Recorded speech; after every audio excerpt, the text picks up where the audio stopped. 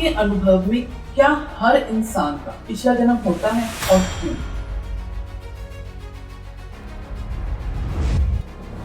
देखिए मैम, पिछले जन्म की अगर हम बात करें तो हर इंसान का कोई ना कोई पिछला जन्म तो जरूर होता है। तो सोच के देखिए कि हम जब 84 लाख योनियां पूरी करते हैं तब उसके बाद जाके हमें ह्यूमन जन्म मिलता है। इसका मतलब ये है कि अगर ये हमारा इंसानी जन्म पहला भी होगा। जब कोई भी आम आदमी आपके पास रिलेशन के लिए आता है तो उसका फर्स्ट एक्सपीरियंस कैसा रहता है? देखिए मैम, जब कभी भी कोई इंसान हमारे पास आता है तो सबसे पहली चीज़ तो ये होती है उसे रिलैक्स करवाना। जब तक वो रिलैक्स नहीं होगा तब तक वो ट्रांस में कैसे जाएगा। बहुत से लोग तो ऐसा रिलैक्स होते हैं कि वो कहते हैं कि जैसे आप कितने लोगों के पास रिलेशन कर चुके हैं, अलग अलग धर्म के भी आते होंगे, तो एज ए एक्सपर्ट आपने क्या समझा है कि धर्म, कर्म और पुनर्जन्म का क्या कनेक्शन? सर, अक्सर हम जब किसी भी अनजान जगह पे जाते हैं तो हमें ऐसा लगता है कि हम पहले यहाँ आए हैं, ये जगह देखी हुई है, या ये इंसान पहले देखा हुआ, मैं इससे मिल चुकी हूँ या मिल चुका हूँ। क्या ये एक्चुअली हमारे कोई पिछले जन्म की यादें होती हैं जो हमें उस व्यक्ति की तरफ अट्रैक्ट करती हैं या उस जगह की तरफ अट्रैक्ट करती हैं? ऑफ कोर्स यस, इसी को तो डेजा वू कहते हैं। डेजा वू यानी कि किसी ऐसी जगह पर जाना जहाँ पर जाने के बाद आपको ऐसा लगे। ऐसा भी कभी होता है जो आपके पास कोई पास लाइफ रिग्रेशन करवाने के लिए आ रहा है तो उसकी डर हो कि कहीं मैं पास लाइफ में जाऊँ ना वापस में आऊँ? मेरे ख्याल में हर दूसरे तीसरे इंसान का यही क्वेश्चन होता है कि मैं वापस तो आ जाऊंगा ना, मैं वहाँ रह तो नहीं जाऊंगा। ऐसा कभी हुआ कोई फंसा वहाँ पे? आजकल की भागदौड़ की लाइफ है सबकी, भागदौड़ होने की वजह से लोगों के अंदर डिप्रेशन, एंजाइटी भी बहुत ज्यादा होती है। तो क्या ऐसा भी मुमकिन है उनकी डिप्रेशन और एंजाइटी का कारण उनके पिछले जन्म में जुड़ा हुआ हो? मैं आपको एक केस बताता हूँ। एक मैम है और आपने बहुत बार सुना होगा लोगों को ऊंचाई से डर लगता है, पानी से डर लगता है, कभी सोचा ट्रेन से डर लगता है, उनको रेलवे स्टेशन जाने के नाम से डर लगता है। बहुत बड़े फिल्म स्टार हैं, बादशाह कहते हैं उनको, शाहरुख खान को।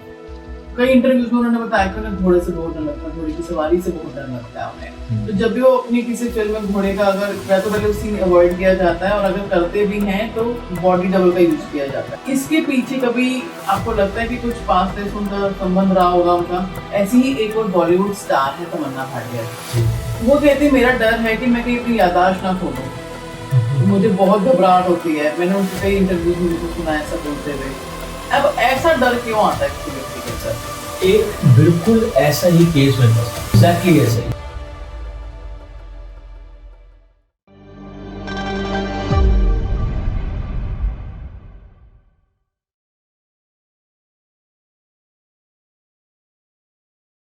हेलो फ्रेंड्स, आज का हमारा पॉडकास्ट है पास्ट लाइफ रिग्रेशन के ऊपर और आज के हमारे गेस्ट से आप पहले भी कई बार मिल चुके हैं।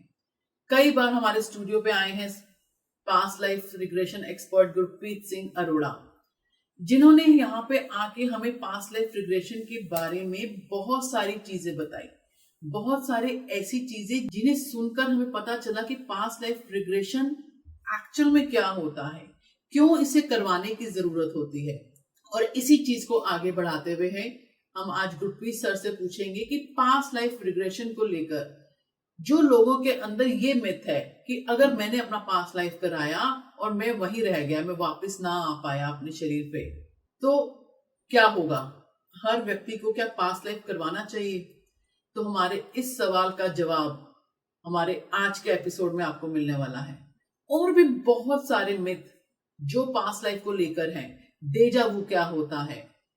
कोई ऐसा डर जिस डर से आप जूझ रहे हैं, जैसे हमने सुना है कि शाहरुख खान जी को बहुत से डर हैं, उनका उनके पिछले जन्म से उन डरों का क्या कनेक्शन है? तमन्ना भाटिया जी के जो डर है, हमारे मशहूर सेलिब्रिटीज हैं, उन्हें जो अपने जीवन में डर हैं आज के, उनका कनेक्शन उनकी पास्ट लाइफ से कैसे है? इन्हीं सब सवालों के जवाब आज के इस पॉडकास्ट पे हम जानेंगे हमारे गेस्ट गुरप्रीत सिंह अरोड़ा से। अगर आप भी जानना चाहते हैं तो एंड तक हमारे इस पॉडकास्ट पे जुड़िए और आपके जीवन में अगर आपका कोई ऐसा डर है जिसका जवाब आप जानना चाहते हैं सर से, तो हमें कमेंट बॉक्स पे जरूर बताएं। हम कोशिश करेंगे कि दोबारा से एक पॉडकास्ट करके आपके उस डर का जवाब दे पाए। तो चलिए शुरू करते हैं हमारा आज का पॉडकास्ट। आपके अनुभव में क्या हर इंसान का पिछला जन्म होता है और क्यों? देखिए मैम, पिछले जन्म की अगर हम बात करें तो हर इंसान का कोई ना कोई पिछला जन्म तो जरूर होता है। आप सोच के देखिए, मैंने एक सज्जन आए थे मेरे पास जो कि आगे कहते हैं कि मुझे अपना पास्ट लाइफ कराना है, क्योंकि कमाता तो मैं बहुत हूँ पर उससे ज़्यादा मेरे खर्चे हैं। मतलब करोड़ों में मेरी कमाई है मंथली, पर करोड़ों में ही खर्चे हैं, और खर्चे कमाई से ज़्यादा। सोचो कितना ज़्यादा होगा। और उनकी जब मैंने कुंडली देखी तो मैंने उनको पहले ही बता दिया कि देखो, आपकी कुंडली के हिसाब से तो ऐसी प्रॉब्लम होनी नहीं चाहिए। उनके ऑरा को देखा तो ऐसा कुछ भी नहीं था कि कोई नेगेटिव एनर्जी हो। बेसिकली प्रॉब्लम जो थी वो उनके वास्तु के साथ थी, ठीक है। और जब उनका पास्ट लाइफ किया तो पता चला जी कि वो पुराने जन्म जो उन्होंने देखा उसमें वो गोरिल्ला था। तो सोच के देखिए कि हम जब 84 लाख योनियां पूरी करते हैं तब उसके बाद कहीं जाके हमें ह्यूमन जन्म मिलता है, एक इंसान का जन्म मिलता है। तो इसका मतलब ये है कि अगर ये हमारा इंसानी जन्म पहला भी होगा तब भी किसी और योनि में तो हमारा जन्म हुआ ही होगा। तो उस हिसाब से डेफिनेटली यस, जो पुराने जन्म होते हैं वो हर किसी के होते हैं। नहीं, आपने जैसे बताया कि एक व्यक्ति आया जो कि करोड़ों में कमा रहा था, लेकिन साथ ही साथ उसके तो करोड़ों का कर्जा भी रहा। हाँ और सेविंग्स नहीं थी जी। तो उसने अपने आप को पिछले जन्म में गौरिल्ला देखा जी। तो उसका कैसे रेलिवेंट रहा कि वो गौरिल्ला? देखिए, मैंने उनको ना पहले बताया कि आपकी कुंडली के हिसाब से देखो, एक बात को समझो, पास्ट लाइफ होती क्या है, आपको इस लाइफ में क्या मिलेगा और क्या नहीं मिलेगा। अब हर चीज तो आपको मिलती नहीं, ठीक है। तो जो मिलेगा वो किसी पुराने जन्म की कर्मों की वजह से मिलेगा, और जो नहीं मिलेगा वो भी किसी पुराने जन्म के कर्मों की वजह से नहीं मिलेगा। तो जो मिल रहा है वो तो आपकी कुंडली में लिखा है कि मिलना है आपको, या फिर ये नहीं मिलना, पर वो क्यों मिलना है और क्यों नहीं मिलना ये आपकी पास्ट लाइफ से पता चलता है, ठीक है। अब उनका कहना ये था कि कमाई बहुत है पर खर्चे उससे ज्यादा है। मैं कह रहा हूँ कि ऐसा होना ही नहीं चाहिए, आपके पास उल्टा सेविंग्स होनी चाहिए। वो कह रहे हैं सेविंग के नाम में मेरे पास कुछ भी नहीं है, उल्टा मैं तो कमेटियां उठा उठा कर लोन लेकर अपने हर महीने का सर्कल चलाता हूँ। तो यही बात तो कहीं बैठ नहीं रही थी ना, कि तालमेल नहीं बैठ रहा था। तो जब उनका पास्ट लाइफ किया, अब क्योंकि उनकी इस प्रॉब्लम का रेलेवेंस उनकी किसी भी पास्ट लाइफ के साथ था ही नहीं, तभी उन्होंने कोई ऐसा जन्म देख लिया जिसमें वो गोरिल्ला थे। ऐसा नहीं कि ये उनका इंसानी जन्म पहला था, बट बात ये थी कि जो सवाल वो लेकर आए थे उस सवाल के साथ रेलेवेंस रखते हुए कोई और जन्म था ही नहीं। यानी कि जब भी किसी का कोई पिछला जन्म देखा जाता है तो उसकी उस सवाल पे डिपेंड होता है कि हम कौन सी पास्ट लाइफ देखेंगे। बिल्कुल। अब देखिए, एक इंसान है, ठीक है, अब मैं हूँ, अगर मैंने अपने कोई मान लीजिए 50 जन्म जी चुका हूँ, मुझे अगर ऊंचाई से डर लगता है और मैं ये जानना चाहता हूँ मुझे ऊंचाई से डर क्यों लगता है, तो मैं उसी पास्ट लाइफ में जाऊंगा ना जहां पर पता चल सके कि ऐसा क्या इंसिडेंस हुआ था जिस वजह से आज मेरा डर ऊंचाई से। और अगर मैं ये जानना चाहता हूँ कि मुझे पानी से डर लगता है तो उसका रेलेवेंस उसी किसी पुरानी लाइफ में होगा जहां पर ऐसा कोई इंसिडेंस हुआ होगा। हो सकता है दोनों के दोनों इंसिडेंट्स एक ही जन्म में हो, पर ऐसा भी तो हो सकता है कि दोनों रेलेवेंस अलग अलग जन्मों से पता चले। तो जिस जन्म के साथ रेलेवेंस मिलेगा उसी में आप जाओगे। अब ऐसा कोई रेलेवेंस था ही नहीं, मैं उनको मना भी कर रहा था कि आपको इस चीज को करने की जरूरत नहीं है, आपकी पास्ट लाइफ से इसका कोई रेलेवेंस निकलेगा नहीं, क्योंकि आपकी कुंडली भी कहीं ना कहीं आपको बता तो देती है कि आपको क्या मिलना और क्या नहीं मिलना। तो उनका तो फिर भी एक था ना कि मतलब वो कुछ देख पाए। हाँ, देख तो पाएंगे, क्योंकि जन्म तो पुराने होते ही हैं। तो जो पुराना जन्म था उन्होंने देख तो लिया, बट ऐसा रेलेवेंट जन्म नहीं देख पाए जिससे उनकी इस प्रॉब्लम का सोल्यूशन निकल पाए। इवेंचुअली जो सोल्यूशन था वो उनके वास्तु में था। उनके हर जगह का वास्तु जो था वो खराब था, वो वर्कशॉप का वास्तु खराब था, उनके दुकानों का जो वास्तु था वो खराब था, उनके घर का वास्तु खराब था। तो जब उनका वास्तु ठीक किया गया, यस, एवरीथिंग वेंट वेल। जब कोई भी आम आदमी आपके पास रिलेशन के लिए आता है तो उसका फर्स्ट एक्सपीरियंस कैसा रहता है? देखिए मैम, जब कभी भी कोई इंसान हमारे पास आता है तो सबसे पहली चीज तो ये होती है कि उसे रिलैक्स कराना। जब तक वो रिलैक्स नहीं होगा तब तक वो ट्रांस में कैसे जाएगा। बहुत से लोग तो ऐसा रिलैक्स होते हैं कि वो कहते हैं कि आज तक ऐसी मीठी नींद वो तो नींद ही समझते हैं ना इसको, उसे ट्रांस नहीं समझते। ऐसी मीठी नींद हमें कभी मिली नहीं। उन्हें ये मालूम ही नहीं चलता कि जो वो देख कर आए वो उनकी पास लाइफ थी या फिर एक सपना था, क्योंकि वो इस चीज में टेक्निकली इतने इक्विप नहीं है कि उनको ये समझ में आए ये सपना था या फिर ये एक उनकी पास लाइफ थी। पर ये कुछ एक टेक्निकल पॉइंट्स होते हैं जिनके थ्रू हम उनको लेके जाते हैं और उन्हें फिर ये समझ में आता है कि हाँ, अगर ये बात ऐसे है तो फिर हमने जो देखा है वो भी हमारा पास लाइफ ही रहा होगा, राइट। तो वो टेक्निकल चीजें वो बाद में फिर कभी डिस्कस करेंगे। तो पहली चीज तो यही कि रिलैक्सेशन होती है। रिलैक्सेशन के बाद जब वो अपनी पास लाइफ में जाते हैं तो ऐसे ही किसी भी पास लाइफ में तो लेकर जाएंगे नहीं। अगर किसी इंसान ने 50 जन्म ले लिए हैं और उसकी प्रॉब्लम एक है, तो मैं अब कोशिश तो यही करूंगा ना, मैं उसको उस लाइफ में लेकर जाऊं जहां से उसकी प्रॉब्लम का कारण पता चले। सोल्यूशन बाद की बात है, पहले कारण तो पता चले, ठीक है। तो कारण पता चला, जब कारण पता चल गया तो ये उसका सेकंड एक्सपीरियंस है कि चलो जो मैं प्रॉब्लम लेके आया था उसका मेरे को कारण पता चला, अब सोल्यूशन पे आते हैं। कई चीजों के सोल्यूशन उसी पास्ट लाइफ में होते हैं, तो वहीं के वहीं उसी सेशन के दौरान हीलिंग कर दी जाती है, ठीक है, यानी कि वो कट ऑफ हो गया। अब उसके अलावा जो वो एक्सप्लोर करते हैं, उस लाइफ को एक्सप्लोर करते हैं। पहली बात तो हो सकता है कि आज जन्म लिया था इंडिया में, तब का जन्म कहीं और रहा हो। किसी का हो सकता है कि मंगोलिया में हुआ हो, किसी का हो सकता है कि यूरोप में हुआ हो। तो डिपेंड करता है कि उन्होंने कहाँ जन्म लिया।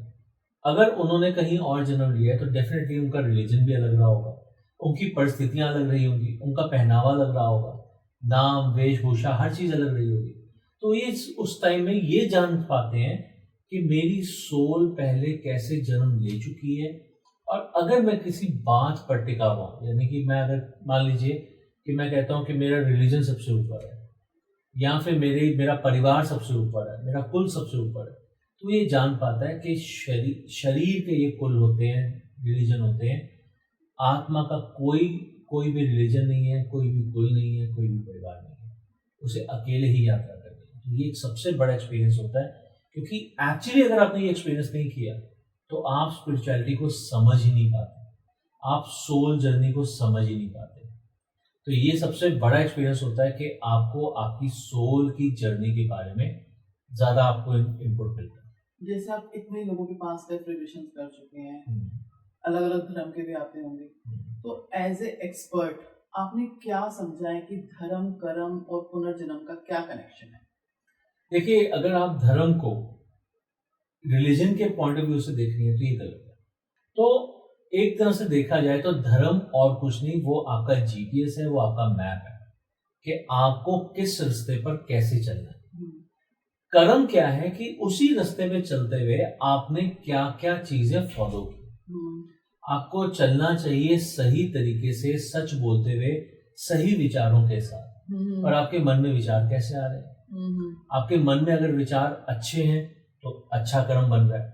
अगर विचार बुरे हैं, किसी के बारे में बुरा सोच रहे हो, या मैं उससे आगे निकल जाऊं, इसके लिए मैं खुद आगे ज्यादा प्रैक्टिस ना करूं या फिर मैं ज्यादा कोशिश ना करूं, बल्कि उसको खींच के नीचे ले आऊं, तो ये तो एक तरह से आप अपने कर्म खराब कर रहे हो। धर्म तो यही है कि आपको इस रास्ते पे चलना है, पर चलना कैसे ये डिपेंड करता है। तो वो कर्म बताता है कि आप कैसे कर रहे हो, कैसे उस जगह पे पहुंच रहे हो जहां पहुंचना जरूरी है। तो मैप को लेकर, यानी धर्म को लेकर आपने कैसे कर्म किए और आप कितने आगे तक पहुंच पाए, ये आपकी एक लाइफ की जर्नी होती है। जहां पर भी आपकी लाइफ की जर्नी की समाप्ति हो गई, अब आगे को आपको कैसे जाना है, उसके लिए आपको नया जन्म लेना पड़ता है, यानी कि पुनर्जन्म में आना पड़ता है। आपने जो भी कर्म किए थे धर्म पे रहते हुए, उसी को तो हम कहते हैं कि ये प्रारब्ध के रूप में, संचित कर्म के रूप में, वो प्रारब्ध लेकर, वो पुराने जन्म के संचित को लेकर, जो बच गए थे उनको लेकर जब हम नया जन्म लेते हैं तो उसी की जर्नी को हम आगे बढ़ाते हैं। और आगे बढ़ाने के लिए हमें नया जन्म लेना पड़ता है, यानी कि पुनर्जन्म में आना पड़ता है। सो दिस इज हाउ धर्म, कर्म और साथ ही साथ पुनर्जन्म, ये तीनों इंटर रिलेटेड है। सर, अक्सर हम जब किसी भी अनजान जगह पे जाते हैं तो हमें ऐसा लगता है कि हम पहले यहाँ आए हुए, ये जगह देखी हुई है, या ये इंसान पहले देखा हुआ, मैं इससे मिल चुकी हूँ या मिल चुका हूँ। क्या ये एक्चुअल में हमारे कोई पिछले जन्म की यादें होती हैं जो हमें उस व्यक्ति की तरफ अट्रैक्ट करती है या उस जगह की तरफ अट्रैक्ट करती है? ऑफ कोर्स यस, इसी को तो डेजा वू कहते हैं। डेजा वू? डेजा वू यानी कि किसी ऐसी जगह पर जाना जहां पर जाने के बाद आपको ऐसा लगे कि यहाँ तो मैं पहले आ चुका हूँ या फिर आ चुकी हूँ। तो मैं आपको एक इंसिडेंस बताता हूँ। एक फैमिली थी, मेरे पास उन्होंने अप्रोच किया कि वो पासपोर्ट करवाना चाहते हैं। उनके साथ प्रॉब्लम क्या थी? प्रॉब्लम कुछ खास नहीं थी। प्रॉब्लम ये निकली उनकी कि वो गए यूके गए थे। यूके में जाकर उन्होंने ना, जैसे होता है ना एक कंट्री साइड जाते हैं, गांव, जैसे हमारे यहाँ पर गांव कहते हैं, तो वैसे वहां पर वो गए थे। तो ऐसी किसी एक फैमिली ने उनको डिनर करवाया, जहाँ पर जाने के बाद उन्होंने बाहर उनका सारा रैंच वगैरह चेक किया, देखा कि यहाँ की लाइफ कैसी है वगैरह वगैरह। तो किसी की इनविटेशन पे गए थे।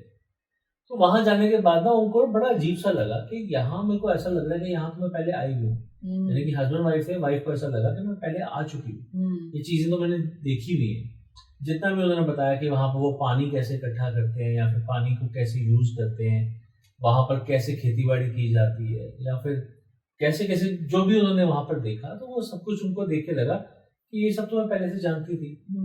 पर जानती थी पर मैंने कभी पढ़ा भी नहीं रहा। उनका जन्म जो था वो इंडिया में हुआ था। वो पहली बार यूके गई थी, पर वो देखकर उनको लग रहा था कि ऐसा क्या हुआ जिसकी वजह से मुझे ऐसा लग रहा है कि भैया ये तो मैं सब जानती हूँ। तो उन्होंने अपना पासपोर्ट करवाया और उनको मालूम पड़ा कि पुराने जन्म में वो उनका जन्म वहीं पर हुआ था। आज की डेट में जो यूके है, यूके के कई पार्ट्स हैं, जैसे वेल्स, आयरलैंड, नॉर्दर्न आयरलैंड और स्कॉटलैंड। तो जिस जन्म की हम बात कर रहे हैं उस समय में स्कॉटलैंड अलग हुआ करता था, तब यूके नहीं हुआ करता था, तब इंग्लैंड अलग था और स्कॉटलैंड अलग था। तो वहां के किसी गांव में उनका जो जन्म हुआ था, उन्होंने उसी जगह पर अपना पुराना जन्म देखा और अपने आप को एक महिला के रूप में देखा कि जो उनका पुराना जन्म था। तो ऐसा कई बार होता है कि हम किसी नई जगह पे जाकर देखते हैं और हमें लगता है ये जगह तो मेरी देखी भाली है, और सच में उसका रेलेवेंस आपके साथ निकल आता है। हाँ, कई बार हमारे दिमाग के ख्यालात भी होते हैं, क्योंकि कई बार हम क्या करते हैं, हमने कभी जैसे स्कूल या कॉलेज टाइम में कोई हो सकता है कि कोई चैप्टर पढ़ा हो, कोई एक नॉवल पढ़ा हो, या कोई और वैसे हम स्टोरीज पढ़ लेते हैं या फिर देख लेते हैं या टीवी में कभी देख लेते हैं। तो कई बार हमें उसकी यादें भी कई बार ऐसे लगता है कि यार ये तो मैंने पहले देखा हुआ है, और उस समय ये याद नहीं आता कहाँ देखा हुआ। हाँ, वो तो होता है ऐसा। ठीक है, तो वो कई बार डेजा वू होता है, जिसे मैंने आपको पहले एक्सप्लेन किया, और कई बार उसका रेलेवेंस आपके आज ही के जन्म में देखे हुए या सुने हुए या फिर पढ़े हुए किसी लिटरेचर के साथ होता है। अब आमतौर पर कोई व्यक्ति जब अपना पास्ट लाइफ देखता है तो वो एक तरीके से उसके लिए कहानी हो जाती है कि मेरी ये कहानी थी, एज ए स्टोरी टेलर भी कह सकते हैं उस चीज के लिए। तो आप as a past life expert इसको किस नजरिए से देखते हैं? ये कहानियां हैं या कोई साइंस है? देखिए इसके ऊपर ना अलग अलग तरह के वर्जन्स हैं। मान लीजिए कि आपको मैं पास्ट लाइफ में लेके जा रहा हूँ, तो अगर आप खुद जा रही हैं फिजिकली इन द सेंस कि आप खुद मेरे पास आई हैं और मैंने आपको पास्ट लाइफ दिखाई, देखी किसने? मैंने। अगर आपने देखी तो जो भी देखा वो आप ही ने देखा, और जो आपने देखा वो आपने मुझे बताया। तो यहाँ पर स्टोरी राइटर कौन है? यहाँ पे स्टोरी राइटर नहीं, बेटा स्टोरी राइटर काट देना। तो यहाँ पर स्टोरी टेलर कौन है? वो आप है, वो मैं हूँ। यानी कि जो जिसपे हो रहा है पास्ट लाइफ वो स्टोरी टेलर हो गया, वो बता रहे हैं ना अपनी कहानी में, पिछले जन्म में ये था। बिल्कुल, तो आप ही अपनी स्टोरी बता रही हैं। अब कई बार ऐसा होता है, अब सोचो एक बात सोचो, आपका जन्म आपने देखा पुराना, आपने वहां पर देखा कि आपने किसके घर में जन्म लिया, आपका परिवार कैसा था, आपके परिवार वाले क्या क्या करते थे, आपने अपनी दिनचर्या यानी कि अपना गुजारा करने के लिए क्या क्या काम किया, आप लोहार थे या फिर आप किसान थे या जो भी थे, आपने कैसे कैसे पैसा कमाया और उसके बाद अपने परिवार का लालन पोषण कैसे किया, उसके बाद आपकी लाइफ में क्या क्या चैलेंजेस आए, आपने क्या अच्छा किया क्या बुरा किया, उसके बाद आपकी मृत्यु कैसे हुई, मृत्यु से पहले आपके बच्चे जो थे वो क्या कर रहे थे क्या नहीं कर रहे थे, उनकी शादियां हुई किससे हुई, उनका जन्म आगे कैसे बढ़ा और आपकी मृत्यु कैसे हुई एट द एंड। ये कहानी तो है, और क्या है, कहानी ही तो है। ठीक है, अगर आप किसी नॉवल में ये पढ़ते हो तो वो तो कहानी है, अगर आप किसी की लाइफ में देखते हो तो भी कहानी है। आज आप सलमान खान की लाइफ को देख लो, आज आप ऋतिक रोशन की लाइफ को देख लो, आज आप शाहरुख खान की लाइफ को देख लो, क्या वो कहानियां नहीं है? क्या हम ये कह सकते हैं कि वो एक एक्सपीरियंस है पर वो कहानी नहीं? अरे वो भी तो कहानी है। आज से 100 साल बाद वो भी तो कहानी ही रह जाएंगी। आज हम बापू गांधी की अगर कोई बुक पढ़े तो हम बोलेंगे ये कहानी है जी, पर क्या वो एक लिविंग लेजेंड नहीं थे? आज हम उनको बापू क्यों कहते हैं, महात्मा क्यों कहते हैं? उनके किए हुए कामों की वजह से कहते हैं ना, तो वो भी तो कहानी है। तो उसी तरह से आप अगर कोई अपनी पुरानी लाइफ देख रहे हैं, जान रहे हैं, तो वो भी तो कहानी है। जैसे आपने महात्मा गांधी की बात की, इन लोगों के नाम पे रोड्स भी बनी है। कभी एनालाइज करके देखा कभी, या इनकी पास्ट लाइफ करके देखी कि इन्होंने ऐसा क्या काम किया था कि इनकी डेथ के इतने सालों के बावजूद भी इनके नाम पे रोड्स बनती हैं, इनके नाम पे गांधी जी की तो फोटो ही जो है हमारे नोटों पे छप जाती है। तो इन्होंने भी तो जब उस जन्म में अपने उस कर्म को किया इंडिपेंडेंस की, तो इनके भी तो कुछ पास्ट लाइफ रहे होंगे। देखिए, एक बड़ी छोटी सी बात बोलूंगा, हर इंसान के पास ले दे के एक पर्टिकुलर टाइम पीरियड है। मैं नहीं जानता मेरे पास कितने साल है, पर मेरे पास एक दिन में 24 ही घंटे। हाँ जी, राइट। उस 24 घंटों में मुझे सेशंस भी करने हैं, मुझे पॉडकास्ट भी करने हैं, मुझे वीडियो शूट भी करने हैं, राइट, मुझे सोना भी है, अपनी फैमिली को टाइम भी देना है, और साथ ही साथ जो मेरे पास हीलिंग्स है मुझे वो भी करनी है।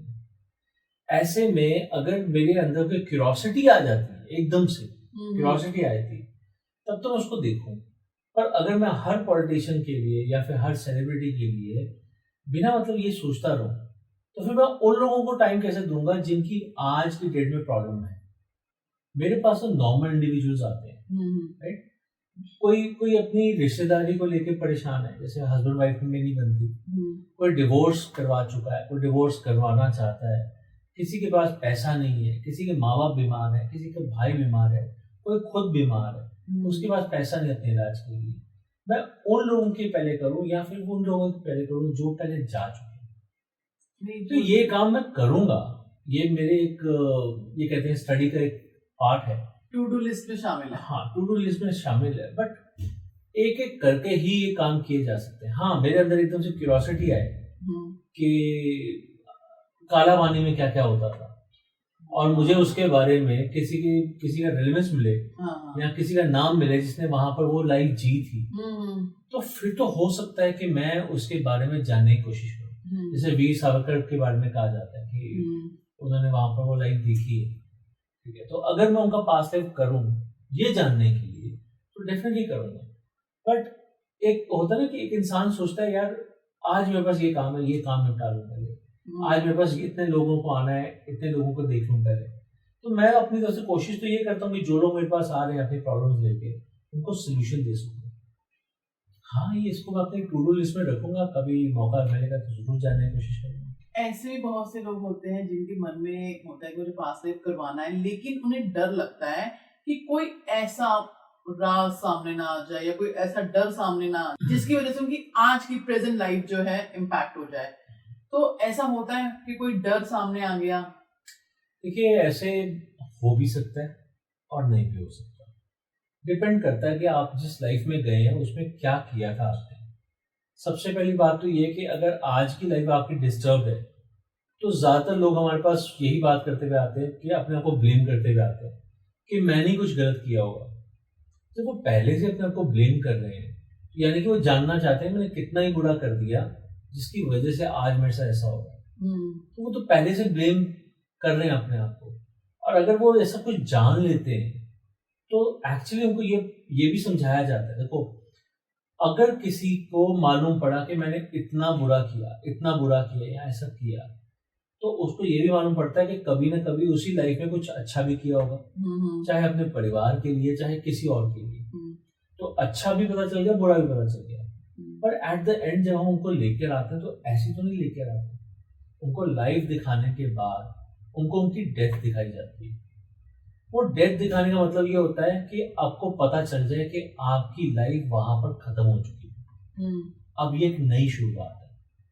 और उसके बाद एक स्क्रिप्ट बोली जाती है कि let all miseries fade away with the death of the body of that particular life in that particular life. ठीक है? तो इसका मतलब क्या है कि जो भी आपने पुराने कर्म किए थे, जो भी गलत काम किए थे, या फिर जो भी मिजरीज थी आपकी लाइफ में, वो वहीं पर रहकर उसी शरीर की समाप्ति के साथ समाप्त हो जाए, और यहाँ आप सिर्फ उन यादों के माध्यम से उस लर्निंग को लेके आ सकते हैं। तो आप वो ट्रॉमा लेके नहीं आओगे, आप सिर्फ उसका एक उपदेश लेकर आओगे कि ये कहीं, हाँ, लर्निंग, कि आपने वहां क्या किया था, क्या खोया, क्या पाया था। आपको ये यहाँ पर जो बुरा आपने वहां किया था वो यहाँ पर नहीं करना, और जो अच्छा किया था उसे कंटिन्यू करने की कोशिश करनी। ऐसा भी कभी होता है जो आपके पास कोई पास्ट लाइफ रिग्रेशन करवाने के लिए आ रहा है, तो उसे ये डरो कि कहीं मैं पास्ट लाइफ में जाऊं, मैं वापस ही ना आऊं, मैं वहीं फंस गया, बचाओ बचाओ। मेरे ख्याल में हर दूसरे तीसरे इंसान का यही क्वेश्चन होता है कि मैं वापस तो आ जाऊंगा ना, मैं वहां रह तो नहीं जाऊंगा। ऐसा कभी हुआ कोई फंसा वहां पे? ऐसा हो ही नहीं सकता। देखिए, बात को समझिए, जब हम किसी को भी लेके जाते हैं, आपको लेके गए, अगर आपके मन में भी डर है, तो एक चीज तो आप समझ के रखिए कि आप जा कहाँ रहे हैं।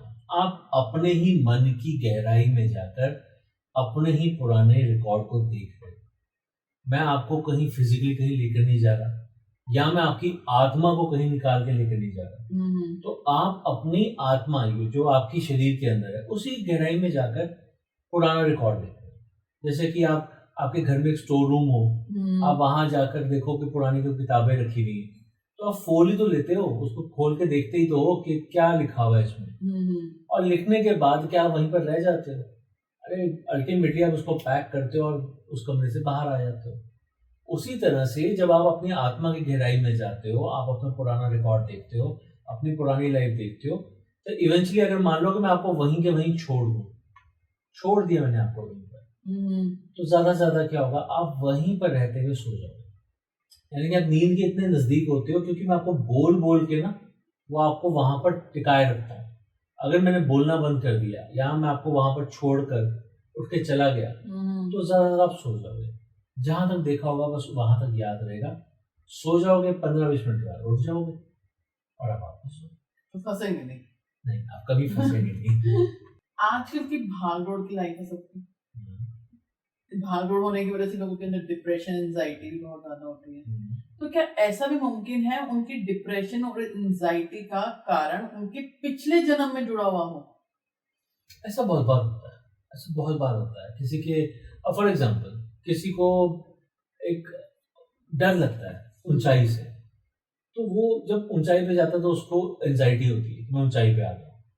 वो डर क्या है? एंजाइटी तो है, और क्या है? तो उसका रेलेवेंस ज्यादातर आपकी पास्ट लाइफ से निकल आता है। कईयों को पानी से डर लगता है। अब पानी से डर क्यों लगता है? आज तक तो कुछ हुआ नहीं, कोई शॉट तो लगाया नहीं उसमें, या कभी डूबे तो हो नहीं, डूबे होते तो जिंदा नहीं होते। तो इसका मतलब कहीं पास्ट लाइफ से ही होगा इसका रेलेवेंस भी। तो यानी कि जब आप पानी के पास जाते हो या पानी में पाँव रखते हो, तो आपके अंदर एंजाइटी आ जाती है, मुझे डर लग रहा है, मुझे डर लग रहा है। तो वो एंजाइटी क्या है? अभी तो पास्ट लाइफ के साथ जुड़ी हुई है। मैं आपको एक केस बताता हूँ। एक मैम है, और आपने बहुत बार सुना होगा, लोगों को ऊंचाई से डर लगता है, पानी से डर लगता है। कभी सोचा ट्रेन से डर लगता है? ट्रेन से डर लगता था उनको रेलवे स्टेशन जाने के नाम से डर लगता था। तो ट्रेन के पास जब भी खड़ी होंगी, उनको हमेशा से लगता था कि कुछ छूटने वाला है, मेरा कुछ छूटने वाला है, मैं कुछ ना कुछ छोड़ दूंगी, या फिर कोई ना कोई मेरे से अलग हो जाएगा, बिछड़ जाएगा मुझसे। तो उनके दिमाग में हमेशा ये डर रहता था कि पता नहीं क्या ही होने वाला है, मैं किसको खोने वाली हूँ। वो रेलवे स्टेशन जा ही नहीं पाती थी। रेलवे स्टेशन के सामने से भी निकलती थी तो उनको ऐसा लगता था जैसे वॉमिट कर देंगे, इतनी परेशान होती थी। तो आप देखो, हर खाली रेलवे स्टेशन पर कईयों को मोशन सिकनेस भी होती है। नहीं, मोशन सिकनेस तो तब होगी ना जब वो गाड़ी में जा नहीं पाएंगे। अच्छा, वो गाड़ी में जा सकती है, पहाड़ों पे जा सकती है। मोशन सिकनेस बस उनको ट्रेन से प्रॉब्लम है। तो जब वो आई मेरे पास कि मेरे को ये प्रॉब्लम न जाने क्यों है, मैं प्लेन पे जा सकती हूँ, मैं गाड़ी में जा सकती हूँ, पर हर जगह हर कई बार दिल करता है कि गाड़ी में ना जाए, तो ट्रेन का सफर करें। मेट्रो में भी नहीं जा पाती थी। तो उनका यही सवाल था कि ऐसा मेरे साथ ट्रेन के साथ जुड़ा हुआ ऐसा क्या इंसिडेंस है जिसकी वजह से आज मुझे ट्रेन को देखकर इतनी घबराहट होती है, इतनी एंजाइटी होती है। तो उनका जब पास लाइफ किया गया तो पुराने टाइम में हम पहुंचे 1947 के टाइम पे, जब हिंदुस्तान आज़ाद हुआ था। तो उस टाइम में बहुत से लोग ट्रेन में आए थे, ट्रेन में या तो आए थे या फिर यहाँ से गए थे जब पार्टीशन हुआ। तो उनको उनके हस्बैंड ने कहा कि आप रेलवे स्टेशन पहुंचो और मैं दुकान पर होकर वहां से जो भी पैसे मेरे पास रखे हुए हैं वो सब लेके मैं पहुंचता हूँ और वहां से हम निकलते हैं, क्योंकि बॉर्डर क्रॉस करना बहुत जरूरी है। अब वो देश अपना देश नहीं रहा, वो शहर अपना शहर नहीं रहा जहाँ हमने जन्म लिया और जहाँ हमने अपनी पूरी लाइफ बिताई। तो उनकी वाइफ वहां पहुंच जाती है रेलवे स्टेशन, बहुत भीड़ होती है, वो धक्के मुक्की में तो चलो ट्रेन पे चढ़ जाती है, उनको अपने हस्बैंड भी दिख जाते हैं कि वो भी दुकान पे होके आ गए। बट जब तक उनके हस्बैंड आते तब तक ट्रेन चल पड़ी होती है, वो पीछे भागते ही रह जाते हैं। उनको जैसे होता है ना कि ट्रेन को पकड़ भी नहीं पाते और उनके हस्बैंड वहीं के वहीं छूट जाते हैं। तो क्योंकि उनके पास लाइफ में उनके हस्बैंड उनसे छूट गए थे, इस वजह से वो ट्रॉमा उनकी लाइफ में ऐसा बन गया था कि अब अगर मैं रेलवे स्टेशन पे जाऊंगी तो जरूर किसी न किसी को खो दूंगी। इसी वजह से उनको वो रेलवे स्टेशन पे जाकर ट्रेन को देखकर एक एंजाइटी होती थी, डर सा बैठ जाता था। तो ऐसा भी वो पिछले जन्म की याद उनके साथ अब तक जुड़ी हुई है। याद नहीं थी, पर हाँ वो डर था, वो ट्रॉमा था उनके साथ। अब उनको वो ट्रॉमा पता चल गया कि मेरे को एंजाइटी क्यों हो रही है। तो जब उनको ट्रॉमा पता चल गया तो क्या उसके बाद चीजें खत्म हो जाती हैं? मैंने कहा ना कि हम जब कभी किसी के सेशन करते हैं तो उस सेशन में आप देखो, वो तो हमें इंसिडेंट्स पता चल गया कि ऐसा क्यों हुआ, तो उसके आगे की लाइफ भी तो हुई होगी। अपने हस्बैंड को छोड़ने के बाद वहां पहुंची दूसरी जगह पे, उन्होंने उनका इंतजार किया, उनके हस्बैंड नहीं आए, तो कब तक वेट करती है? तो वो आगे बढ़ती, अपनी लाइफ को आगे बढ़ाती है। आगे बढ़ाने के बाद कभी ना कभी उनकी मृत्यु भी होती है। तो जब मृत्यु होती है तो डेफिनेटली हम वो लास्ट में जो स्क्रिप्ट बोलते हैं वो बोलते ही हैं, क्योंकि वो हीलिंग का पार्ट होता है। जब कभी भी आपको एक ऐसा इवेंट आता है ना आपकी लाइफ में जो आपके ट्रॉमा का कारण बनता है, तो बहुत बार ऐसा होता है कि उस इवेंट को जानने के बाद वो आपकी हीलिंग बन जाता है। जैसे आपको पता ही चल जाए ना कि आपका परेशानी कहाँ पर है और ये कब तक रहेगी, तो शायद आपको ना एक हौसला मिल जाता है। तो बहुत बार ना हमें ऐसा पता चल जाता है कि मैंने कुछ नहीं किया, ये तो हम अपने आप को ब्लेम करते रहते हैं, मैंने कुछ किया होगा जो मुझे आज ट्रेन से डर लगता है। तो वो ब्लेम गेम खत्म हो गई एक तो। और वहां पता चला कि मैं खुद एक ऐसी व्यक्ति रह चुकी हूँ जिसके साथ ये गलत हो चुका है, इसमें मैंने कुछ गलत नहीं किया। तो पहली बात तो एक अश्योरेंस आती है कि मेरी आत्मा सही है, मैंने कुछ गलत नहीं किया। एक सबसे बड़ी बात होती है कि आप अपने ब्लेम से बाहर निकल आए। दूसरी बात, जब आप वो इवेंट देख लेते हो और उसके बाद आपकी हीलिंग हो जाती है, तो फिर डेफिनेटली वो आप उस ट्रॉमा से भी बाहर आए थे और उस इवेंट को अब आप आराम से सह सकते हो, वो एंजाइटी से बाहर आए थे। आपने कहा उसने देख लिया कि वहाँ पे उसकी कोई गलती नहीं थी तो वो ट्रॉमा से बाहर आ जाते हैं। लेकिन अगर कोई व्यक्ति ऐसा पास्ट लाइफ देखता है जिसमें उसने गलत किया हुआ है, तो क्या तब भी वो ट्रॉमा से बाहर आता है? बिल्कुल आ सकता है, क्योंकि मैंने आपको पहले बताया ना कि हम बोलते हैं कि वो जो लाइफ थी, उस लाइफ में जो भी इवेंट हुए थे, जो भी अच्छा या बुरा हुआ था, बुरा वहीं पर, बुरा सिर्फ बुरा किया हुआ नहीं, बल्कि आपकी जो मिजरीज थी वो भी वहीं पर उसी शरीर की समाप्ति के साथ वहीं पर स्वाहा हो जाए, वहीं पर खत्म हो जाए।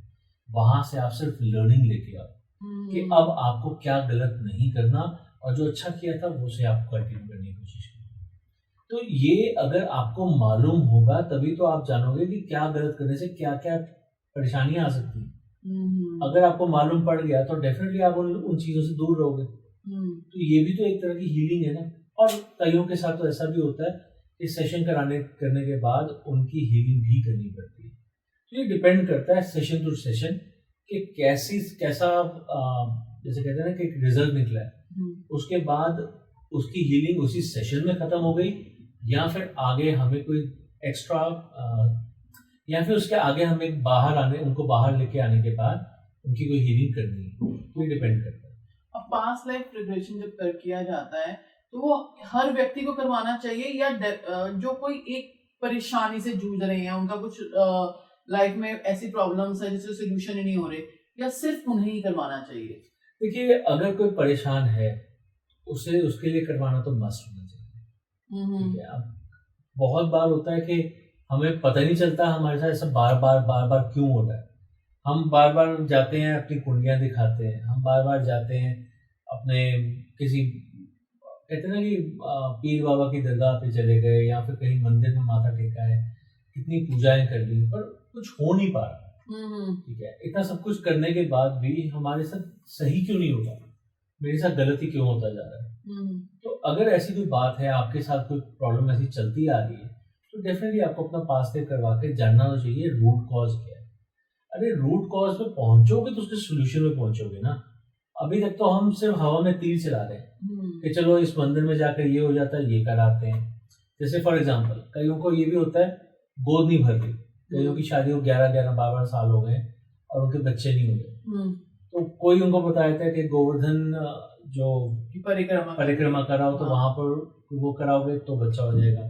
कोई कहता है कि वहां पर कृष्ण कुंड है, वहां पर जाकर आप एक संकल्प कराओ तो आपका बच्चा हो जाएगा, बेटा हो जाएगा, खासकर जिनके बेटे नहीं है। कोई कुछ कहता है, कोई काशी विश्वनाथ में जाके एक कुंड है, वहां पर जाके स्नान कराओ तो आपको बच्चा मिलेगा। तो ऐसे कई सारी चीजें हैं, आप हवा में तीर चला रहे हो, आपको पता ही नहीं कि आपके किए हुए कर्म की वजह से आपको ये चीज से वंचित रखा जा रहा है। तो फिर आप जहां मर्जी आप स्नान करके आ जाओ। अगर ऐसा स्नान करने से सब कुछ होता तो कहते हैं ना कि अगर गंगा नहाने से सारे पाप धुल जाते हैं तो फिर मछलियों को के पाप भी नहीं धुलते, उन्हें तो मार के खाते हैं। तो ये भी तो होता है। तो ये चीजें भी तो समझनी जरूरी है कि जब तक आपको प्रॉब्लम का कारण नहीं पता होगा तब तक आप सोल्यूशन पे कैसे पहुंचोगे। तो इसीलिए जिन लोगों के साथ भी कोई प्रॉब्लम चल रही है उनके लिए तो डेफिनेट है कि उनको अपना पास करवाना चाहिए। पर हाँ, दूसरे लोग भी एक बार कम से कम जाने तो सही कि आपकी सोल कहाँ तक पहुंची, आपकी जर्नी कैसी रही है। हम कई बार कहते हैं ना, मेरा ना बड़ा मन कर रहा है घूमने जाने का। कहाँ घूमने जाना है? चलो पहाड़ों में चलते हैं, चलो बीच पे चलते हैं। क्यों? एक नई जगह देखेंगे, कुछ देखेंगे क्या कैसा होता है, एक नया एक्सपीरियंस हो जाएगा। तो ये क्या नया एक्सपीरियंस नहीं है आपके लिए, आप ही की तो पुरानी जर्नी थी जिसको आपको एक्सप्लोर कर लेना चाहिए। अगर आप उसको एक्सप्लोर कर लेते हैं तो क्या पता आपके कितने सारे चीजें खुल जाए।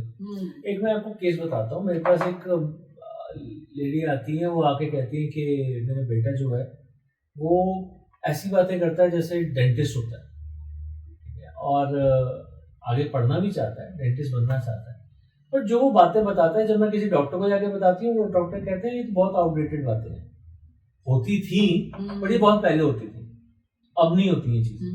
मतलब वो पुरानी टेक्निक्स की बातें बता रहा है। और वो डॉक्टर ये भी बताते हैं कि ये टेक्निक तो हमने भी नहीं सीखी हुई, ये तो इतनी आउटडेटेड है, यानी कि हम बहुत आगे पहुंच चुके हैं। तो इतनी पुरानी चीजें उस बच्चे को कैसे मालूम थी? सोचने की बात है, इतनी पुरानी चीजें उस बच्चे को कैसे मालूम थी? वो एक तरह से पूरा डेंटिस्ट की तरह बातें करता है, ठीक है। और वो जो चीजें बताता है वो चीजें तो अब है ही नहीं। वो जो इक्विपमेंट्स की बातें करता है वो इक्विपमेंट्स तो आपको यूज ही नहीं करता। नए सोफिस्टिकेटेड इक्विपमेंट आ गए हैं। तो जब उनका पासवर्ड किया गया तो पता चला जी कि उनकी जो लाइफ थी वो एक मतलब उस पुरानी लाइफ में वो डेंटिस्ट थे और तकरीबन 1950 या 52 के आसपास उनकी डेथ हो गई। तो उनका ज्ञान वहीं तक था जहां तक तब तक वो डेंटिस्ट्री की जो साइंस है वो पहुंची। तो इसीलिए वो पुरानी बातें करते हैं। तो कई बार ऐसा भी होता है कि हम अपने को जब एक्सप्लोर करने जाते हैं तो हमने जो पहले ज्ञान अर्जित किया हो कई बार हमें वो भी मिल जाता है। तो यहाँ तक भी होता है।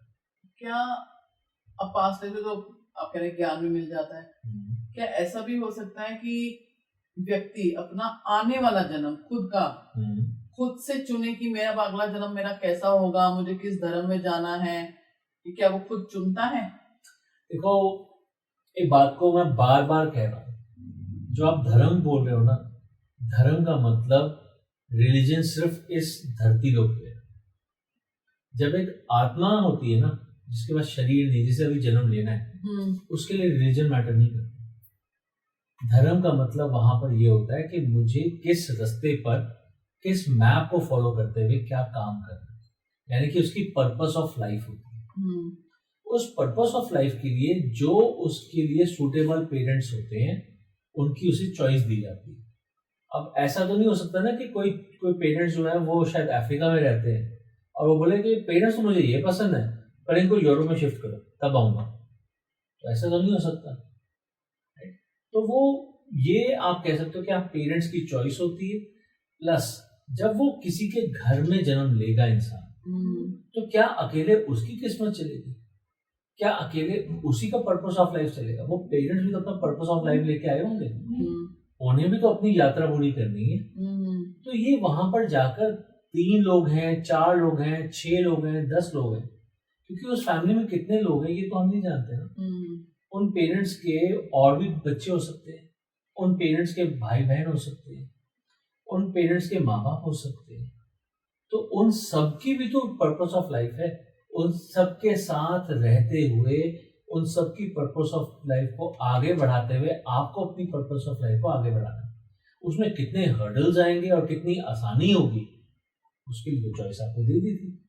अब आप उस चॉइस पे रहते हुए आपने सही चॉइस की है या गलत चॉइस की है, आपने आसान लाइफ चुन ली है या डिफिकल्ट लाइफ चुन ली है, ये तो आपकी किस्मत है। तो ऐसी कोई आइडेंटिफिकेशन नहीं मिलती कि जब हम कुछ चूज कर रहे हैं तो हमें मालूम हो कि हम आसान तरीका चूज कर रहे हैं? नहीं, आपको ये बताया जाता है कि आपका ये पर्पस ऑफ लाइफ है और इसके लिए आपको ये 3 या 4 या 5 पेरेंट्स की चॉइस दी गई है, आपको इनमें से चूज करना है। तो यहाँ पर ये तो नहीं बताया जाता कि आपकी लाइफ में ये इंसिडेंस आएगा, ये इंसिडेंस आएगा, वो इंसिडेंस आएगा। आपको ये पता होता है कि आपके ऐसे कर्म हैं, आप ये प्रारब्ध लेके जाओगे, ये संचित लेके जाओगे, जो भी लेके जाओगे उसी के साथ आपको जीना है। और ये पेरेंट्स आपको यही मिलने हैं। अब आगे उनकी पूरी कहते हैं कुंभा मिलेगा उसके साथ। तो जब कुंभा मिलेगा तो हो सकता है कि सगा भाई इतना प्यार ना दे जितना कजन भाई दे, ऐसा भी तो हो सकता है। हो सकता है आपकी लाइफ में बहन हुई ना, यानी कि आपकी सगी बहन ना हो, पर आपको इतना प्यार मिले अपने चाचा की बेटी से या अपने मामा की बेटी से कि शायद वो बहन की कभी लगी ना। तो आप क्या लेके जा रहे हो, क्या नहीं लेके जा रहे। अब एक एक चीज कुंडली खोल के तो भगवान जी नहीं देंगे ना। ये जी कुंडली है आपकी, इसमें आपको इन पेरेंट्स के साथ ये मिलेगा, इन पेरेंट्स के साथ ये मिलेगा। ये तो वही बात होगी कि हाँ जी आप मैकडी में गए तो बर्गर के साथ मुझे फ्रेंच फ्राई भी चाहिए, मुझे कोल्ड ड्रिंक भी चाहिए, ऐसा तो चाहिए, पूरा मील पैक चाहिए। ऐसा तो नहीं होता, ऐसा नहीं होता। जैसे आजकल की लाइफ में क्या होता है कि हम कहीं भी बाहर जाते हैं, किसी भी व्यक्ति की तरफ पर्टिकुलर हम अट्रैक्ट हो जाते हैं।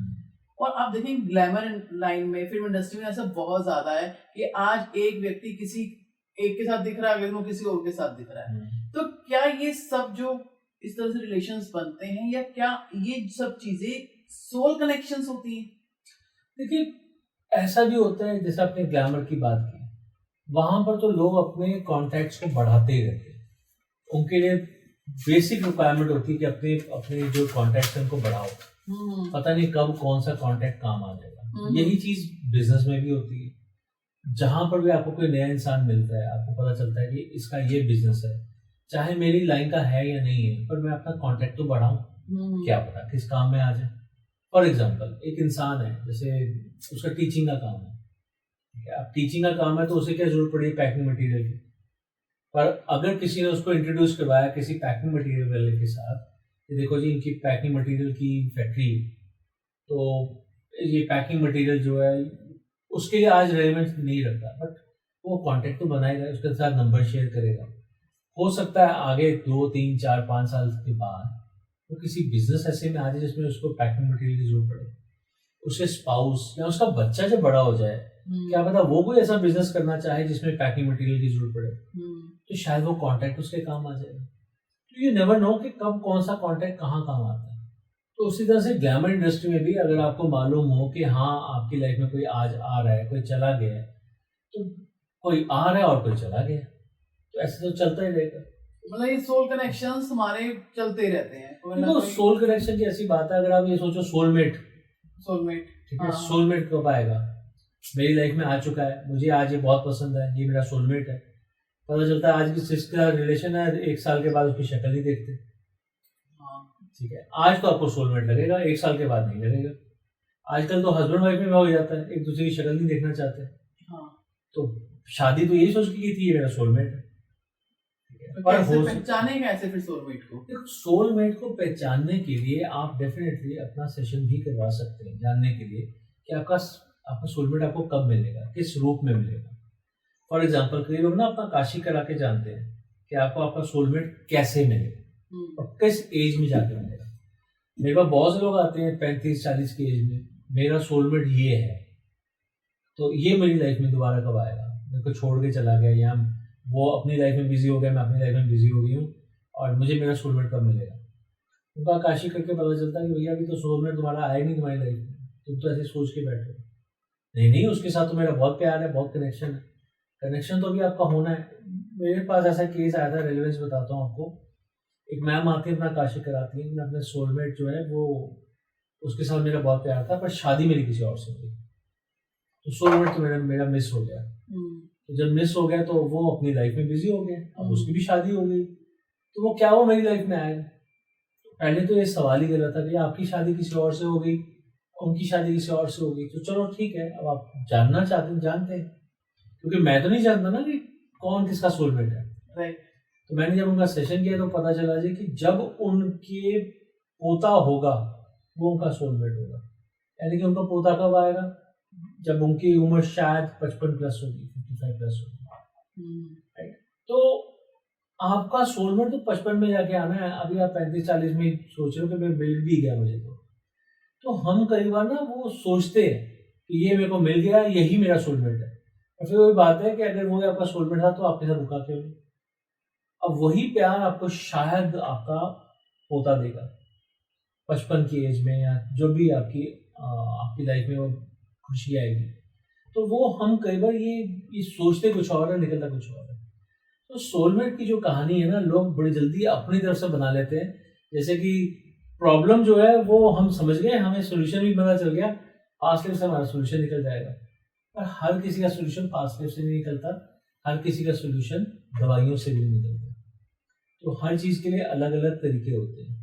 अब किसी के बॉडी में अगर फ्लेक्सिबिलिटी नहीं है, दवाइयाँ खा के फ्लेक्सिबिलिटी थोड़ा आ जाएगी, उसके लिए उसको एक्सरसाइज करनी पड़ेगी, अपने शरीर को हिलाना पड़ेगा, तभी तो फ्लेक्सिबिलिटी आएगी। नहीं तो कोई विटामिन खाने से तो फ्लेक्सिबिलिटी आएगी नहीं। तो उसी तरह से होता है कि जो कमी है उसका सोल्यूशन ढूंढना पड़ेगा, और ढूंढोगे तभी तो वो काम करेगा। तो ऐसे ही होता है। सोलमेट की एक बड़ी धारणा है, ये मेरा सोलमेट, वो मेरा सोलमेट, और ज्यादा सोलमेट को ना वो लवर के साथ जोड़ा जाता है, ऐसा जरूरी नहीं है। एक बहुत बड़े फिल्म स्टार है, बादशाह कहते हैं उनको, शाहरुख खान जी। तो उनके ना कई इंटरव्यूज में उन्होंने बताया कि उन्हें घोड़े से बहुत डर लगता है, घोड़े की सवारी से बहुत डर लगता है उन्हें। तो जब भी वो अपनी किसी फिल्म में घोड़े का अगर या तो पहले उस सीन अवॉइड किया जाता है, और अगर करते भी हैं तो बॉडी डबल का यूज किया जाता है। अब उस घोड़े का डर, क्योंकि आज के टाइम पे इतना ज्यादा, इसके पीछे कभी आपको लगता है कि कुछ पास्ट लाइफ उनका संबंध रहा होगा उनका? देखिए, हर तरह के लोग हैं। आपने कई लोगों को देखा होगा, कई फिल्म स्टार्स को देखा होगा, उनके जैसे होता है ना फार्म हाउस होते हैं, उस फार्म हाउस में उन्होंने स्टड फार्म भी बना रखा है। हाँ। यानी कि घोड़े पाल रखे हैं, कईयों ने भैंसे या गायें पाल रखी हैं। ठीक है, तो वो जो लोग घोड़े से प्यार करते हैं वो तो स्टड फार्म खोलेंगे। इसका मतलब ये भी हो सकता है कि पुराने जन्म में, किसी पुराने जन्म में उनका इतना प्यार था अपने घोड़े के साथ कि अब उनको घोड़े का शौक है। फॉर एग्जाम्पल मान लेते हैं एक सज्जन है मेरे पास, जो कि शायद आर्मी में या एयरफोर्स में, जिसमें भी है, और वो कहते हैं कि मैं पास्ट लाइफ करवाना चाहता हूँ क्योंकि मेरे अंदर एक वॉरियर की प्रवृत्ति है, इसीलिए मैं ऐसे आर्मी में गया, एयरफोर्स में गया। अब मैं उनका, अगर मान लीजिए मैं उनका पास्ट लाइफ देखता हूँ, तो हो सकता है वो एक बहुत ही जबरदस्त वॉरियर निकले, महाराणा प्रताप। मान लेते हैं कि वो महाराणा प्रताप थे। तो उनका सबसे पसंदीदा जो उनका, जैसे कहते हैं ना, जिसके साथ वो हमेशा चलते थे, वो उनका घोड़ा था चेतक। हाँ जी। राइट। चेतक जैसे कहना चाहिए कि दो जिस्म एक जान की तरह। हाँ जी। ठीक है, तो अगर कोई ऐसा इंसान हो जिसका ऐसा एक साथी हो चेतक जैसा, इसके बारे में तो उनकी हर कहानी में बताया गया है। तो अगर कोई ऐसा इंसान हो जिसकी पास में वैसी हो, तो वो तो स्टड फार्म ही खोलेगा ना। और कोई ऐसा भी हो सकता है कि कोई मेरे पास सज्जन आया और जानना चाहता है कि मेरे को घोड़ों से इतना डर क्यों लगता है। तो हो सकता है कि वो घोड़े से गिर गए थे, इस वजह से उनको डर लगता हो। हो सकता है कि घोड़ों की टापों के नीचे उन्हें मरवाया गया था, इस वजह से घोड़ों से डर लगता हो, कुछ भी हो सकता है। जब तक उनकी पास्ट लाइफ होगी नहीं तब तक पता चलेगा नहीं। बट मैं आपको इंसिडेंस बता रहा हूँ, कई लोगों को प्यार बहुत होता है तो उसके साथ रेलेवेंस ऐसा मिल सकता है, जैसे मैंने अभी महाराणा प्रताप के बारे में बताया। और अगर किसी को डर लगता है तो उसका कारण ये भी हो सकता है कि या तो वो गिरा था घोड़े से, या घोड़े के साथ कोई एक्सीडेंट हुआ था, या मारा गया। तो मोटी मोटी बात ये है कि अगर सच में ऐसा है कि शाहरुख खान जो है उनको अगर घोड़ों से डर लगता है या फिर किसी वजह से भी उनसे दूरी बनाए रखते हैं, तो हो सकता है कि उनकी पुरानी लाइफ में ऐसा कोई इंसिडेंस हुआ हो या फिर उनकी मृत्यु घोड़े की वजह से हुई हो। ये जरूरी नहीं कि मृत्यु हुई हो, अगर किसी की टांग टूट जाएगी तब भी तो डरेगा ही। ठीक है, तो वो देखो, अगर आपको सच जानना है तो फिर तो उनका पास लाइफ होना चाहिए, और बिना परमिशन के पास लाइफ तो मैं नहीं करता। तो वो अपना अगर पास लाइफ करवाएंगे तो डेफिनेटली उनको पता चलेगा कि ऐसा डर उनके मन में क्यों। ऐसी ही एक और बॉलीवुड स्टार है तमन्ना भाटिया जी। वो कहती है मेरा डर है कि मैं कहीं अपनी याददाश्त ना खो दूं, मुझे बहुत घबराहट होती है। मैंने उनके कई इंटरव्यूज में उनको सुना ऐसा बोलते हुए। तो ऐसा अब याददाश्त खो देना एक नॉर्मली कि हम आम आदमी बैठे ये नहीं सोचते कि हमारी याददाश्त खो जाए। अब ऐसा डर क्यों आता है किसी व्यक्ति के अंदर? एक बिल्कुल ऐसा ही केस मेरे पास आया, एग्जैक्टली ऐसा, ये जो आपने सवाल पूछा, तो ऐसा ही केस आया मेरे पास। एक महिला आती है और कहती है कि मेरे को ऐसा लगता है जैसे कि मैं अपनी याददाश्त भूल जाऊंगी। तो एक्चुअली हुआ ये था कि मैडम के साथ उनकी फैमिली वाले आए थे। तो जैसे होता है ना, बक्सा सा होता है, बक्से में डायरीज ही डायरीज थी, और डायरीज लेके आए थे। कहते हैं कि 6th क्लास से वो जो महिला है वो अपने हर रोज के इवेंट्स के बारे में लिखती है कि आज मैंने ये पहना, आज मैंने ये खाया, आज मैंने ये किया, आज मैंने इसको इतने पैसे दिए, आज मैंने ये खरीदा, वगैरह वगैरह। सोचो एक छोटा बच्चा क्या ही लिखता होगा। वो 7th क्लास से लेकर आज तक हर एक चीज को लिखती है, और डायरियों की डायरियां भरती है, और वो डायरी को कभी कबाड़ी को बेचने भी नहीं देती। वो कहते हैं हमारे घर में इतने कपड़ों की अलमारियां नहीं जितनी इसकी डायरियों की अलमारी है। क्यों? क्योंकि मैं किसी दिन भूल जाऊंगी, मैं अपनी याददाश्त भूल जाऊंगी, तो मैं ये सारी डायरियां पढ़ूंगी, और जब ये सारी डायरियां पढ़ूंगी तो मैं वापस अपनी याददाश्त में आ जाऊंगी। तो ऐसा ये अब सोचो, आपने एक एंजाइटी की बात की थी, एंजाइटी का सवाल पूछा था, ये भी तो एंजाइटी है ना। बिल्कुल। और सोचो कि एक इंसान को एंजाइटी होती है रेलवे स्टेशन पे जाके, एक इंसान को एंजाइटी होती है ऊंचाई पे जाके, एक इंसान को एंजाइटी होती है पानी में जाके। इस इंसान को तो 24 घंटे की एंजाइटी है कि मैं तो ये भूल जाऊंगी, जिस दिन मैं भूल जाऊंगी तो मैं याद कैसे करूंगी।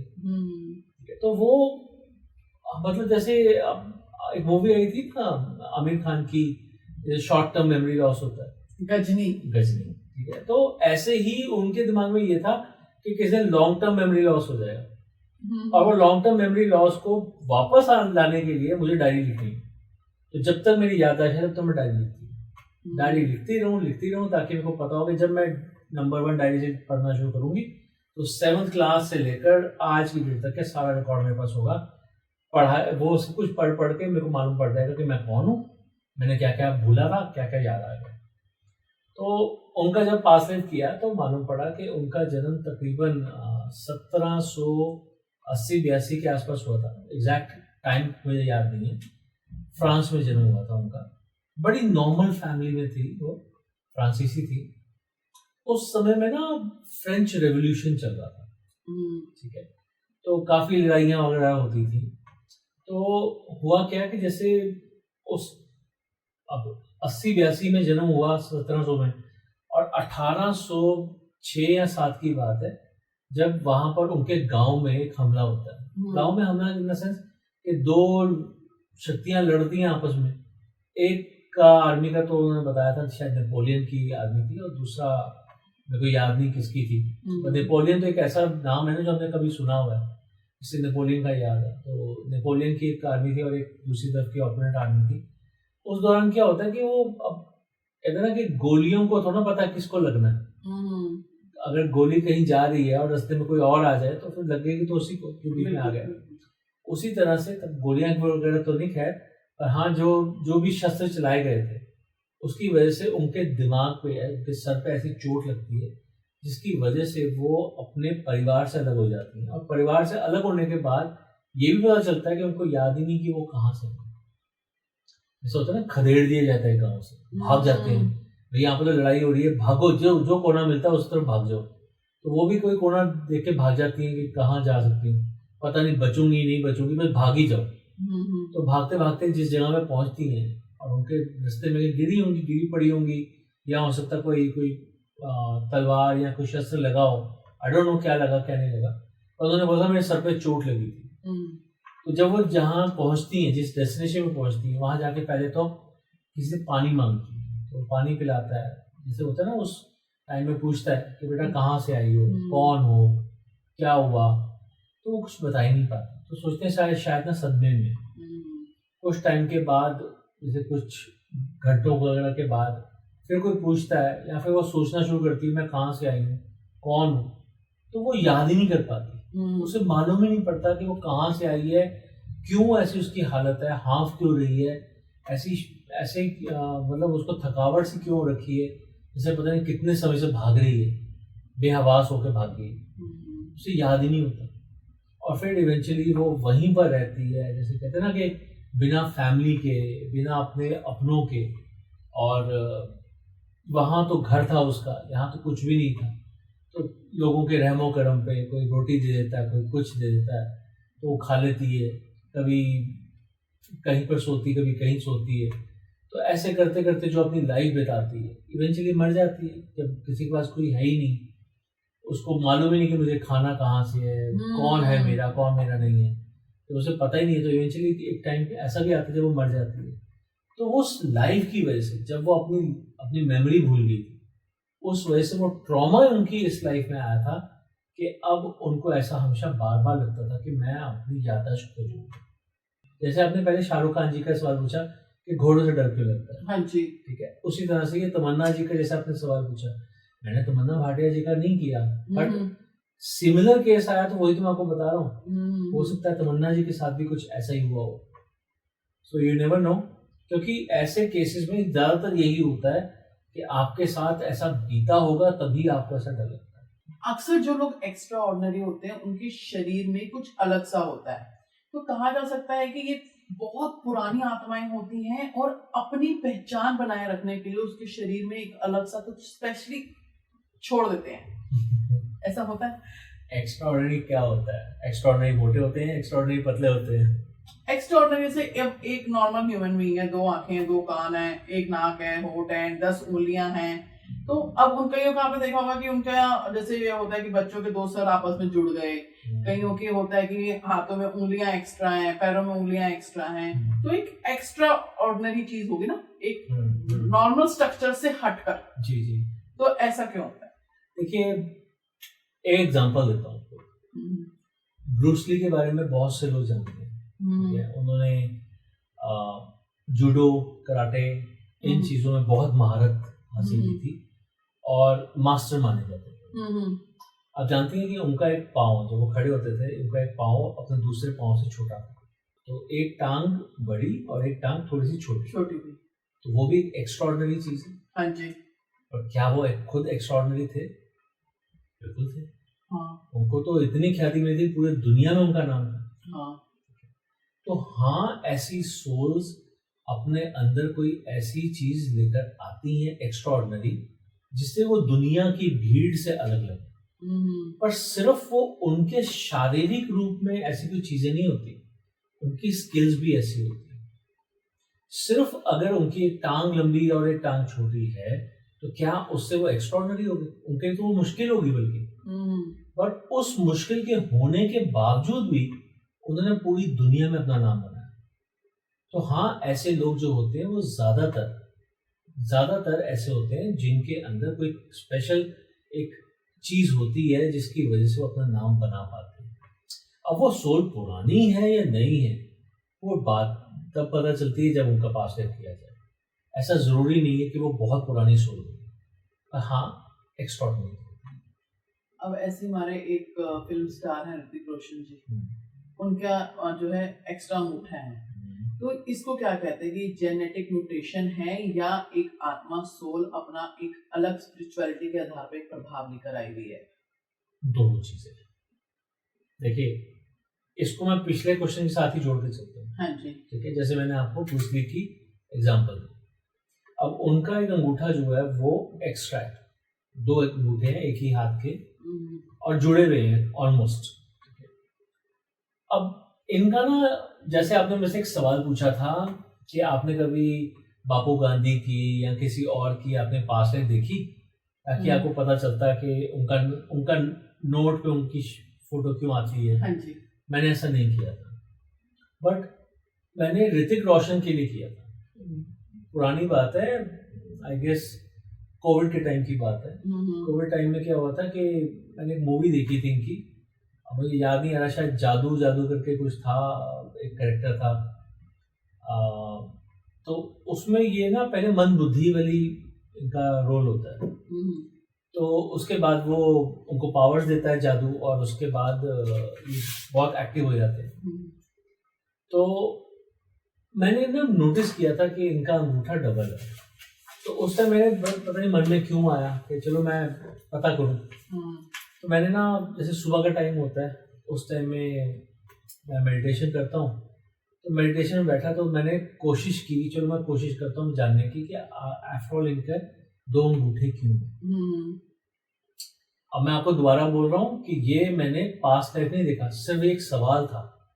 ये एक सवाल था यूनिवर्स से कि ऐसे कुछ लोगों के बारे में मैं जानना चाहता था, बट स्पेसिफिकली मैंने ऋतिक रोशन के बारे में जानना कोशिश की, क्योंकि इनके फादर का नाम, इनकी डेट ऑफ बर्थ वगैरह गूगल में अवेलेबल है, तो इनकी इन्फॉर्मेशन मिलना आसान था। तो मेरी जैसे कहते हैं रिसर्च के लिए, तो मैं ये जानने के लिए सुबह मेडिटेशन के टाइम पे एक सवाल रखा था कि इनके 2 अंगूठे हैं और एक अच्छे अभिनेता हैं, बहुत जैसे कहते हैं प्रभावशाली भी हैं, लोग इनको फॉलो करते हैं। इनके फिल्म इंडस्ट्री में आने के बाद लोगों में जिम के प्रति जो रुझान था वो बहुत बढ़ गया था, अपनी फिटनेस को लेके बहुत जागरूक हो गए थे, डांस को लेके बहुत जागरूक हो गए थे, डांस सीखना चाहते थे, इनकी तरह डांस करना चाहते थे, एंड सो ऑन। देखने में तो अच्छे हैं ही। तो मैंने इसमें ये जानने की कोशिश की, जब इतनी क्वालिटीज है तो ये 2 अंगूठे क्यों? तो मैंने जैसे कहते हैं ना कि सुबह सुबह का टाइम तो वैसे भी ऐसा होता है कि आप यूनिवर्स से आराम से बात कर सकते हो। तो वो मेडिटेशन के दौरान मुझे मालूम पड़ा कि किसी पुराने टाइम में, किसी पुराने जन्म में एक शिल्पकार थे, जैसे होता है मूर्ति बनाते हैं। हाँ जी। और बहुत ही जबरदस्त, जैसे कहते हैं एक नामी शिल्पकार थे। तो इनको एक मंदिर में एक भगवान की मूर्ति बनानी थी। अब इनका ना इतना नाम था, इतना फेम था कि वो बड़ा ना उसको लाइटली ले रहे थे कि चल बना लेंगे बना लेंगे बना लेंगे, उसको लाइटली लेने लग गए थे, उसको इतना तवज्जो नहीं दे रहे थे। भगवान एक इंसान ना जब ऐसा कोई काम करता है ना, तो वो एक तरह से भगवान की पूजा होती है। आपने देखा है आज जो अयोध्या में भगवान श्री राम की जो मूर्ति है, हाँ जी, ठीक है, लोग कहते हैं कि वो मूर्ति बात करती है। सोचो जिसने बनाई होगी उसने कैसे बनाई होगी, किस भावना के साथ बनाई होगी, तो समझो वही चीज उन्हें भी करनी थी। पर वो शायद इस चीज का घमंड कर गए या फिर इस चीज का उनके अंदर आ गए, लेड बैक एटीट्यूड आ गया उनके अंदर कि उन्होंने उसके ऊपर ज्यादा तवज्जो नहीं दी। तो आप ये बात समझिए कि जैसे कि अगर वो उस समय वो मूर्ति बनाते हैं तो एक तरह से ये होता है जैसे भगवान की सृजना कर रहे हैं, ठीक है, बट उन्होंने वो जो अपना काम था वो अधूरा छोड़ दिया। कहते हैं कि जब इंसान जाता है ना, उसके प्राण चले जाते हैं, उसका शरीर चला जाता है, तो शरीर क्या होता है, मिट्टी बन जाता है, बट वो जो भावनाएं होती है ना उस मूर्ति में रह जाती है। अगर वो सच में वो काम किया होता तो सच्ची भावना से उसकी वो पूजा मानी जाती है, तो वो पूजा अधूरी रह गई। अब जब उन्होंने दोबारा जन्म लिया, एक तरह से देखा जाए तो उनके हाथ में जो डबल अंगूठा है वो उनको कहते हैं ना लेट डाउन नहीं करता, वो सिर्फ उनको ये याद दिलाने के लिए, उनको ये बताने के लिए कि आप लोगों से, आपका जो मकसद है वो लोगों से अलग है।